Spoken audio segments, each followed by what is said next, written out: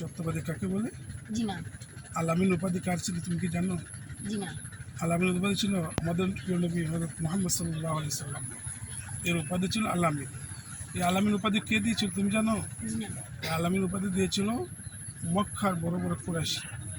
মক্কার কুরাইশরা নবী মুহাম্মদ সাল্লাল্লাহু আলাইহি সাল্লামকে আলামিন উপাধি দিয়েছিল। কেন আলামিন উপাধি দিয়েছিল তুমি কি সেটা জানো? জি না। না।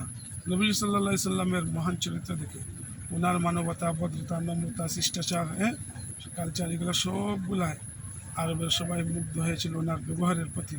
ওনার এত সুন্দর ব্যবহার ছিল, যে সুন্দর ব্যবহারের কারণে এমন সত্যতা ওনার ছিল, যে সত্যতার কারণে আরবেরা এবং মক্কা নগরীর সবাই কাফির খ্রিস্টান সব মিলে তাকে আলামিন উপাধিতে ভূষিত করেছিল। কিন্তু মহান নবী সাল্লাল্লাহু আলাইহি সাল্লামের চরিত্রকে যদি মারুফ তুমিও সেভাবে আঁকড়ে ধরতে পারো, তাহলে তোমাকেও মানুষ সত্যবাদী হিসেবে আখ্যায়িত করবে।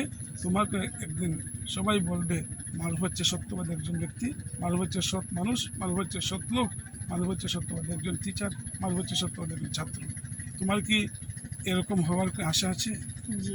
তাহলে তুমি নবীজি মুহাম্মদ সাল্লাল্লাহু আলাইহি সাল্লাম অনুসরণ করতে পারবে। জি। সবসময় কি সত্য কথা বলতে পারবে? জি। আমানতদারি ঠিক রাখতে পারবে। জি।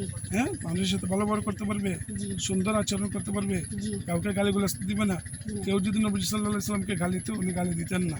কেউ যদি নবী সাল্লাল্লাহু আলাইহি সাল্লামকে ধিক্কার জানাতো, উনি ওনাদেরকে ধিক্কার জানাতেন না। কিন্তু এমন নমনীয় ব্যবহারের কারণে সবাই নবী মুহাম্মদ সাল্লাল্লাহু আলাইহি সাল্লামের প্রতি আকৃষ্ট হয়ে পড়ল।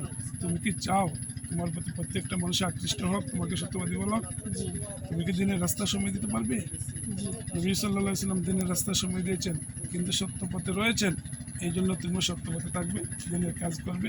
একদিন তুমিও আল্লাহর রহমতে অনেক বড় হয়ে যাবে। তুমি কি সে বড় হতে চাও? জি। তাহলে তুমি কাজ করবে। জি। কি কাজ করবে? সৎ কাজে আদেশ করবে, অসৎ কাজে নিষেধ করবে, সত্য পথে চলবে এবং ভালো সুন্দর ব্যবহার করবে।